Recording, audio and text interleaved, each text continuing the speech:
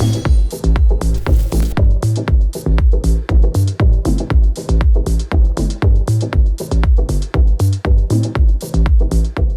LinkedIn, to another one of our sessions where we're talking to really influential, meaningful people who add value to the recruitment sector. So following on from RDLC in lockdown, we really enjoyed that interview program. So we're doing another one now on M&A and how recruitment business leaders can maximize shareholder value.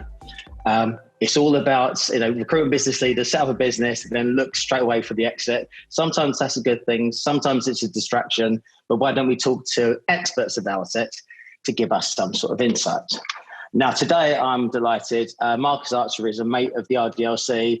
He's lunched with my gang individually. He gives us loads of advice. Dean thinks he's the Don, so that gives you a great sentiment. As opposed to giving me War and Peace about his history, he's given me one line. So that reeks of confidence. So let me introduce my mate, Marcus Archer. The leading, I'm going to say the leading M&A advisor in the mid-market, a long track record of advising founders, management teams on transactions in the human capital sector. If it's to do with exiting in the human capital sector, Marcus is your go-to man. So without further ado, can I introduce my mate, Marcus Archer? Thanks, Gary. It's just still so laid back. It's brilliant. Before we start, Marcus, I haven't seen you for donks, mate. How have you been? How's life? How's lockdown been for you? It's been interesting. We've all had to adapt to doing things in different ways, and thank goodness for technology. I think if this had happened in the global financial crisis, we wouldn't know what to do. But actually, with Zoom teams, all of those different tools, communicating with people, and has actually been quite efficient. Interestingly, I've found I'm getting through more in my day, more meetings, more calls, covering more ground by doing it this way than traveling around London or around the country, meeting people face to face. And building on existing relationships is works really well on this platform. Building new relationships is harder because you can't read the room and the body language. But actually, adapting to ways of work has been great.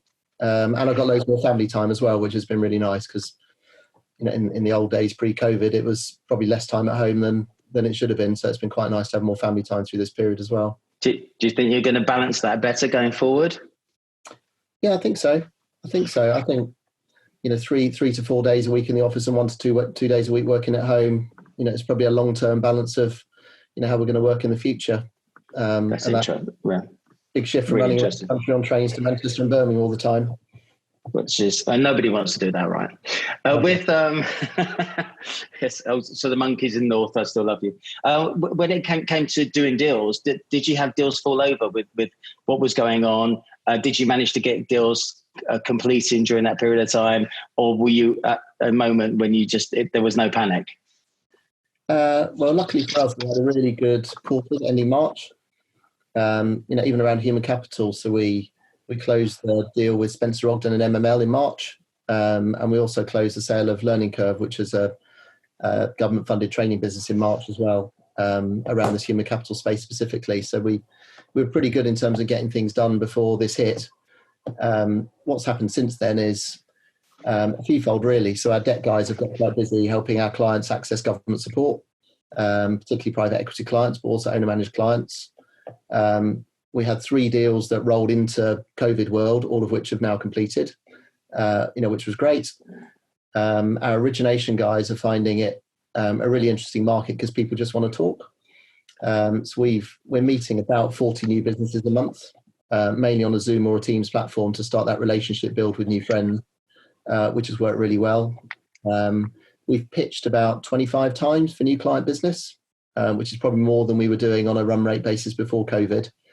And actually for the more COVID resilient businesses that we've been working with as pre-existing clients, the ones that we've just won, the levels of business are probably about half speed of where they were before, but we've got somewhere between 25 and 30 live M&A mandates on at the moment. So versus market, we feel busy and okay, accepting that it's hard to get stuff done.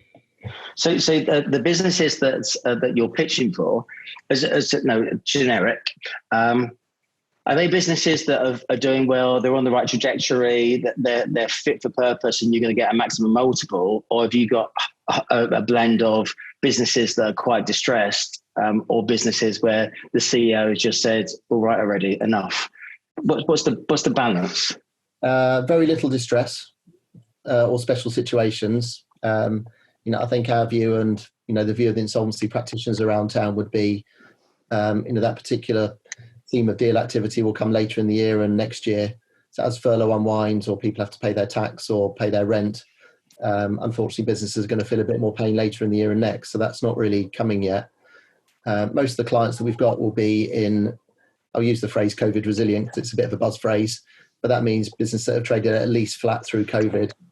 And they tend to be in pharma, life sciences, healthcare, tech-enabled businesses, virtual training businesses, workplace compliance, health and safety. All of those are quite cool areas. So for those businesses that want to go through an M&A transaction, either with a strategic trade buyer or private equity, there's a real scarcity of high-quality businesses like that. So there's a bit of a bun fight going on for them. The other dynamic is smaller businesses that feel strong and feel like they can now consolidate. So there's a lot of activity in people raising growth equity.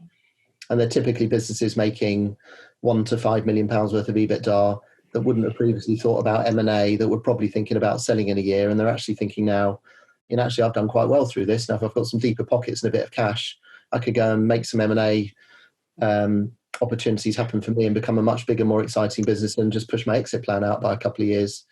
And there's a lot of private equity money looking at those type of opportunities as well. So it's a real So it sounds like there's cash sloshing around. What does that cash look like, and what would make a great target for the majority of it? So the cash that's floating around, I would say, is predominantly sitting within private equity hands or debt fund hands. The private capital is typically looking for cheap and distressed opportunities. And I'd say a lot of the corporates are largely inward focused, still sorting out their core activities and probably sorting out a bit of rubbish in the portfolio. So they're not really in town in the way they were pre-COVID. So it's largely private equity funds in the mid-market that are looking for high quality businesses. In recruitment world, that means niche and specialist. It means a high quality band with a good reputation. It means operating in an attractive market. And again, healthcare, life sciences, technology, renewables, infrastructure, those areas are the hotter ones and struggling less through this period. Long-term relationships with clients, well-spread client base, well-invested, scalable platform. Very, very importantly, a very good and proven management team that can show they've got a track record delivering growth. And right now, you've just tested your downside case for the last 3 or 4 months. So going into a business plan period where you've just worked through what you've just worked through, is a pretty powerful place to be. And those that are embracing technology and using technology and disrupting with technology will be the ones that get a gold scar and be most attractive to those funds to invest in, I would say.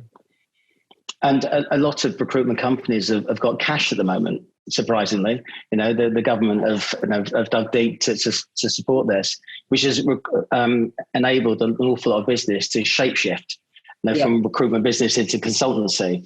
Now, those businesses who are sort of heading in that direction, where they get paid for their effort and not just their deals and piecemeal. Are those businesses going to become more attractive? And it's recurring revenues more so, but it's a different beast. So it might not fit a traditional recruitment acquirer. Have people been asking for that or considering that? They're probably still getting their heads around it, to be honest. I think the dynamic of cash generative and highly visible earnings and using disruptive technology and working more virtual attractive traits. I think in reality, a lot of people are wanting to see what happens as we move through into September, October and recovery. And what do the earnings of a business that's adapted its model look like on a sustainable basis once the world recovers? Because at the moment, you might be doing really, really well, but you've got a COVID spike, which means you've got some one-off profit that doesn't happen again. Or you're trading really, in a really tough environment you haven't yet picked up. So working out what that COVID adjusted level of profitability is and therefore how you value a company is, it's actually quite complicated, and overlay some furlough and some rent reductions and stuff like that. It's actually quite hard to work out how much money a business is really making. Or investing at the moment. So I think would you say that organisations who are acquiring at the moment are really interested in businesses who've got cash in the bank and cash reserves, or who have made a commitment to invest through this to open up new markets and do clever different things? What would be more attractive to the cash that you see around at the moment? I think investing in technology and new systems and processes is important, because I think we've all been talking about change coming in the recruitment market for a while, and this is forcing people to work more virtually and perhaps not even have office space again, and using technology in a different way. So those that are investing in technology and efficient processes are definitely more attractive.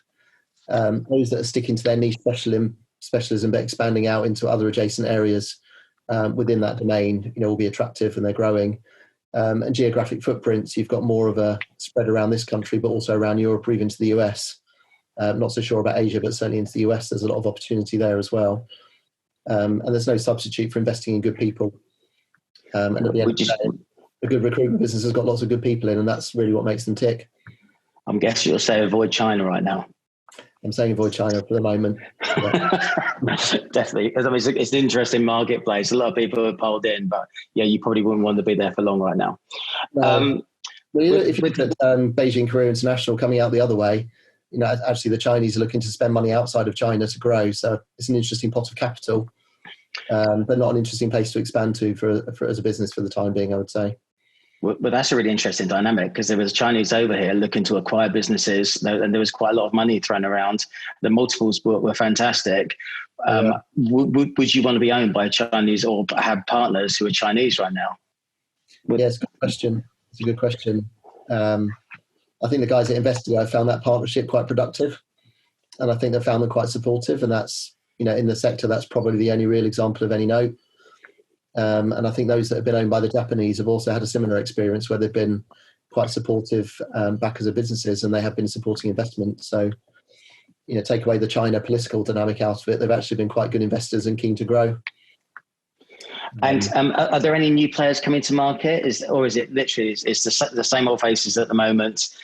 Who knows what's going to happen post-COVID? But who's out there? Is it institutional PE banked money? Or is there a lot of private money looking at nicking some distressed businesses? I think it's a mixture. So I think the same old list of trade buyers are still there, but their M&A strategies are still evolving, and they're not really clear what they want to do next, and when they will be able to go on an M&A trail again. There are a few private equity-backed businesses around the world that are looking to actively grow. There's a couple in France, and it's got to happen at some point, but the American private equity-backed recruiters have got to start coming over here. And there's a couple of those around. The Japanese are still feeling quite strong, so they're still out there. Private equity for the right businesses in the right markets is definitely still out there, and they can be supported by debt. But there's probably still a good chunk of the recruitment world that's not attractive to investment for the time being, just given the dynamics and some of the pain that people are suffering at the moment. Can I talk about scale as well, and at what levels people get more interested? There's a few of our members at RDLC who get on brilliantly. Their businesses, there's loads of synergy between them. They could quite simply just shake hands and merge to give scale and substance. They could reduce back office cost to get to some magic numbers. Where are the trigger points that sort of make other people more interested? Yeah, I think less than £1 million worth of EBITDA becomes very challenging for M&A for anybody, be that a trade buyer or be it a private equity fund where you're typically too small. As soon as you start to hit £4 or £5 million worth of EBITDA, it becomes very interesting for mid-market private equity, and it starts to make a difference for most trade buyers. That's where the switch normally takes place. Right. And what was you, if there are people at the moment who are thinking, a lot of people say to me, I've got a 3-year plan, I've got a 5-year plan, and I just think, yeah, that's never going to happen. If someone wanted to go through a process like this, what are the things that they should be mindful of or considering doing today that might get them closer down the line to achieve those goals? Well, the number one thing I think for any shareholder who's heavily involved in their business is to think about that transition to the next generation. So making sure you've got the right senior team in place. If your objective as an owner, manager, founder, entrepreneur is to make some money and get some liquidity and leave the business ultimately, then you need to make sure you've got a proper team in place. And that transition from owner manager who's got all the magic dust of their own DNA over a business, stepping away and handing the reins to the next team, it's a big step and not to be underestimated. So that's always the first thing that I would say. I think that investment in technology piece will become more and more prevalent. So having a strategy around technology is definitely an important part of that. I would say true to yourselves, to that niche specialism that you'll have developed your business in. It's easy to look at opportunities at the end of your nose, which might generate short-term cash, but probably devalue the business overall because you've lost your focus. So I think stay focused would be number 3. And number 4 is tight financial management. And one of the areas that people often lose value in a deal is around the balance sheet, and it's around cash, and it's around working capital, and it's around invoice discounting, and managing those things tightly to make sure you can maximize the cash you take out of the business, is another big piece. And I guess the final one would be, this is a question you always ask me, Gary, and there's no right or wrong answer, is what's the optimal mix of temporary and permanent, in your profit and your revenue? The current market we're in general, the perm world has got a bit harder, and in general, the temp and flexible world has got, more interesting again. So making sure that mix, whether it's 50-50 or 60-40 in favour of temps, I think ever more is a more important thing to do in terms of mix of business. And one of the things that we talk about quite a lot is the story. It's having a plan, having a vision that you both, there's a story internally, a story to your clients, and a story to your investor community that they see. So I think Sean Wadsworth absolutely crushed it with the story that he got. Nigel Frank, we owned the Dynamics market, but we haven't really touched contracts in this, and just think we can take this model, this machine, and do it everywhere else. That was brilliant. Do you do any work? So if someone were to engage with you, I'm assuming you'd like to get engaged at least 2 or 3 years before any eventual exercise event. How do you work with people to help create that story and that's that energy that is believable, and it's got some truth and substance to it? It's got truth and substance to it. Yeah, I think creating it and delivering it is really is really powerful when people look back and do their due diligence. So I think that's spot on. We typically get very engaged in the 6 to 12 months before an exit event and start to get more up to speed with the business and helping people out 2 to 3 years from that point. And there's a process of going through the business planning to make sure you're hitting the end objective. So we would always start and say, Gary, you've got a great business. You're thinking of selling it in 3 years' time. What's your end game? What do you want out of it? What size of business? What's your magic number in terms of value, et cetera, so you can start to get the objectives. And then you start to build a business plan to fit those objectives. And that is about telling a story, and it's which markets you're in and why, where's the growth coming from, why, what does the competitive landscape look like? How do you match up against them in terms of USPs? What about your team? Have you got the right people in your team? Have you got a loyal consultant base, or have you got high churn? What does the culture of a business look like? And all of that flows then into the financials and where you want to invest money and place your chips. Telling that story it's great, and it's rare to achieve that, actually, and he's done a fantastic job there, but you can't get there unless you've got a clear plan to get there. 100%. And if you were to give advisors, recruitment business leaders, one bit of advice right now in this moment in time, when the future is more balls than crystal, nobody really knows what's going to happen next. But what would your bit of advice be? If they're looking at maximising their value and at some point wanting to run off into a sunset, what might that be? I think hold your nerve would be my piece of advice, because the world, it's a unprecedented period of time, but it will come back. So I think holding your nerve, continuing to invest at the right time without putting yourself under cash pressure, in people and in client relationships, making sure you've got that longevity and that trust, both with consultants and with clients. But hold your nerve on that, and the market will come back. I'm going to nick one more question from you, and thank you for doing this, by the way. Just one final question. People have got cash in the bank at the moment. They haven't had to spend money. They've had the furlough cash. They've taken their C-bills and their bounce back loans. They've been collecting all the cash from their customers. They're actually financially all right. If you were to look someone in the whites of their eyes and say, use that money to invest in tech, the future, new markets, or keep it for a rainy day, as a very level-headed thinker, what might you say to people? It sounds like I'm sitting on the fence, but I would balance the two things. So I would definitely keep some cash in the bank for a rainy day. So I might preserve half of my cash to make sure I've got some rainy day cash but I'd have a very clear and focused investment strategy on the 2 or 3 areas that I think were most important to me to invest in. And that means different things for different people in different industries, but investing in people, investing in technology, investing in marketing to make sure you're capturing a really cool client base. They're all very valid things to spend money on. I certainly wouldn't go all in, and I wouldn't spend all of my cash on investment. I definitely want to keep a decent chunk, perhaps up to half of it in my back pocket for a rainy day.